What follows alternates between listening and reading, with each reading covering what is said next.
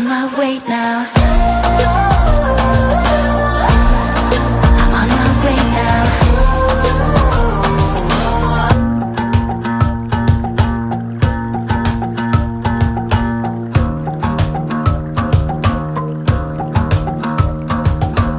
Alright guys, what's good? This is Joe, and I wanted to talk to you guys today about some of the main and core differences that I've noticed between Japan and India. Now, one thing I'm going to start with is first impressions. When you first come to Japan, you're going to notice that it is extremely clean. It is a very clean country. The streets, transportation, restaurants, parks, all kinds of areas that you can walk through, walk around, to walk by, everything is very clean. And that's something that I really appreciate about Japan. India, on the other hand, is quite dirty. Now, it does have very clean areas, don't get me wrong. There is like Gandhi Park, which is an amazingly beautiful and gorgeous place. It's wonderful. I really enjoyed walking through this park, and they have done so much respect to this area.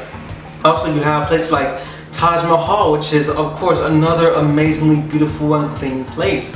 There are tons of clean areas in India, but there are also just as many dirty places as well, even more so. So be very careful when you come to India, and when you come here, please wear a pair of good shoes. I would recommend boots, just because you might walk through puddles, it might rain. You don't want to get any good shoes messed up, so just be careful with the kind of footwear that you're using when you come to India. But like I said, Japan is very clean. India has many clean areas, but it can be a bit dirty at times. Okay, so the next part I want to touch on is openness. When I say openness, I mean how open will the people be towards you as a foreigner. Now, with Japanese people, the cool thing about them is that they are going to be very open to you just because they want to show you that they are a nice people. However, you want to be sure that you're not getting in the way of their routine. That is very important. They will help you, but at the same time, as long as it's not getting in their way. With Indian people, people are going to be very easy to talk to here. It's a very open society, really. You can walk outside and say hi. Now, you may just get a head nod, you may just get the whole head shake, you know. So, yeah, it's a very, I would say, friendly country to an extent. However, you also want to be careful that the people you are meeting, the people who are trying to be your friend or who you are trying to be friends with, is not trying to get something in return in terms of money, a tip, any kind of monetary value just for being your friend, because that's not what a friend is. But just be careful with the kind of people that you meet. But it is easy to say hi to people here. I would say easier in India than it is Japan, because Japan is very more closed off. But I would say almost every other culture in Asia, it's very easy just to say hi and get a very good hello in return. Whereas Japan, they'll say hi, and many people will actually, open a conversation with you, but it's not as common as India, in my opinion. Okay, a big one for me is punctuality. Punctuality is key for me, and in Japan, punctuality rules over all. The trains, the buses, the planes, taxis, food service, anything and everything in Japan is punctual. You are punctual when you go to Japan. When you are working a job, you are punctual. There are very few exceptions to the rule where you can go into work late, because most jobs have a clock in and clock out system. So, and many jobs, even in some of my old jobs, the contract has said if you are late after a certain amount of time, usually it's 10 minutes between an hour, between 10 minutes and an hour, they will deduct 10,000 yen from your paycheck, which is $100. So you want to be very careful that you are on time. The best way to be is early, or early is best. Someone that can be depended on, someone that can be trusted to get there on time, if not early. And I highly suggest wherever you do, get to where you gotta go early. It builds a very good habit. Now, with India. Though I am starting to really like this place, punctuality is one thing that it really annoys me about India. And I say that because it's not taken as seriously as Japan. Now, when you go to Japan, can it be annoying? Definitely so. It can definitely be annoying when everything has to be down to the very second for people to be satisfied with whatever is going on. But in India, I would rather have the hardcore strict punctuality culture of Japan than the kind of, you know, lackadaisical time management of India.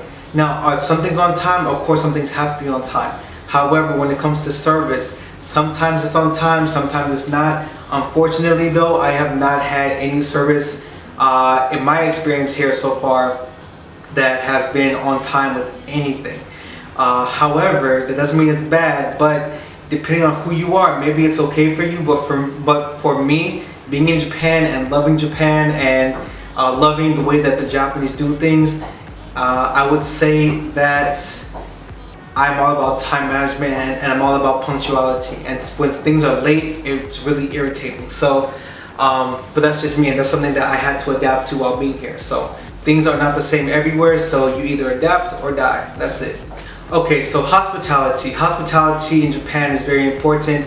As I said before, Japan is there to help you out. People there are there to help you out as long as you don't get in the way. With India, people are always there to help you out. For example, even this morning, I was kind of coughing because I guess I ate something really hot that I wasn't expecting to be that hot. And one guy, he poured me a big glass of water, which was cool, but I'm very careful with the water that I drink here, because when you are in India, when you are in many countries around the world, you want to be careful that you only get bottled water.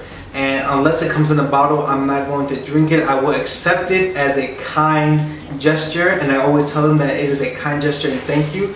But I cannot, for my own personal health, because I'm not here for that much longer, and I want to go home, you know, virus free. So yeah, I only drink water that is in a bottle. But the intention is good, and that's what matters to me most. The intention is good, and people are really trying to help you out, which is the most important thing to me. Sometimes even too much, so they give you too much, and then it's like, dang, I got to accept all this. So, but no, for the most part, it's pretty good. Don't get me wrong. It's great intentions and great hospitality is in India for most cases. At least that's been my experience so far. Okay, big is service. Service rules. Okay, I said punctuality rules overall. I would probably switch that and say service comes before punctuality. And in Japan, service is a definite important part of the culture. When it comes to food, when it comes to taxi, when it comes to train, anything that has a service attached to it is going to be done very well the first time. And that's because Japan prides itself on its service. And one thing that I do highly appreciate about Japan is that they don't ask for tips. The service is just good up front. Well, in India, everything needs a tip. Everybody wants a tip. Everybody needs a tip. You know, so example, when I first got off the plane, I was going to the taxi, and the guy who was guiding me just to the taxi area, which was like a 5-step distance from where I was currently at to the taxi car, he wanted a tip. I'm like, wait, what? He said, tip. I'm like, wait, what? No, move. So, no. So everyone's gonna ask you for a tip. Yeah, everyone was asking for a tip. Everyone wants a tip for every single thing. So be careful with your money here. Be careful not to get sucked into, or to not break down when someone asks you for a tip and you don't want to give them a tip. And when I say that, I'm talking about something outside of a service. If you have a service, tipping is just the culture here, so you want to do that. But if someone is, you know, just tells you directions and they ask you for a tip, I'm like, man, dude, chill. Now, if you're really in a hurry and they give you like really concrete directions, they walk with you for a while, of course you want to, you know, possibly give them something. That's just the culture here. However, you know, everybody wants a tip, so be careful with your money and don't break down. Don't be too nice, because they will take advantage of you. Of course, not everybody, but many people will. So just be careful with your money here. All right, things to do. Things to do in Japan. Now, I live in a countryside area in Okazaki of Aichi Prefecture. Now, there's not much to do in Okazaki outside of the festival seasons, which is winter, spring, and summer. maybe fall sometimes, but winter, spring, and summer, especially spring and summer, are going to be the biggest times for festivals in at least my area of Japan, leaving a lot of time for there to be, not much to do. Now I have Nagoya nearby, but at the same time, Nagoya does get old after a while, so you always want to go somewhere else. But to travel in Japan is going to be quite expensive sometimes. But that's going to be the next topic. In India, everything is very energetic. You have tuk-tuks, taxis, cars, buses, cows, horses, carriages, all kinds of vehicles, all kinds of transport, like running around, walking around, trying to not hit you, and you're trying not to get hit. Your head is always on a swivel, because if it's not, you could end up in some trouble. So yeah, that's just the way things are here. And it's very fun, it's very energetic, and it's a very adrenaline rushing experience. Even driving in India is completely different from Japan. Japan is very, you're on the road, you're in your lane, boom, good to go. The road is a free-for-all in India. So with that being said, be very careful when you're walking around here. It is an adventure, it is very fun, but always keep your head on a swivel, because you could get hit. Even if people are not trying to hit you, people are always honking their horns all the time. So people are not trying to hit you. However, be careful and make sure that you are walking around with caution. Don't get scared, just make sure that you are always safe at all times. That's it. Okay, food. Food in Japan is very plentiful, but also very spread out. Now, what do I mean by this? And this depends on what area of Japan that you are in. I'm in Okazaki countryside. So with that being said, there isn't a lot of food areas in one spot. You kind of either have to go to a convenience store, or you have to go to a restaurant, and mostly restaurants in Okazaki are in one main area, which is about a 15-minute bus ride or bike ride away. So if you're in that area, that's cool. But if you're not, it can be kind of hectic, so people in my area just cook at home or order in. Which is okay too. There's always people around, so you always have someone to hang out with. But I would say compare that to India, where there's food everywhere. Yeah, you can always find something to eat. There's always food cooking, I would say, from the early morning to about maybe 7, 8 p.m., maybe 9 p.m. There's always food cooking outside. There's always samosa being made. There's always different kinds of bread, different kinds of dishes being cooked. All kinds of food is always being made in India. So you will always have something to eat and something to look at. If you're just a foodie and you like to watch food being cooked in the streets, India is a heaven for you. Just as it is for me, because that's what I like to do best, or most. So yeah, that's really with the food part. Of course, you have different kinds of food, but that can be a whole nother video for a whole nother time.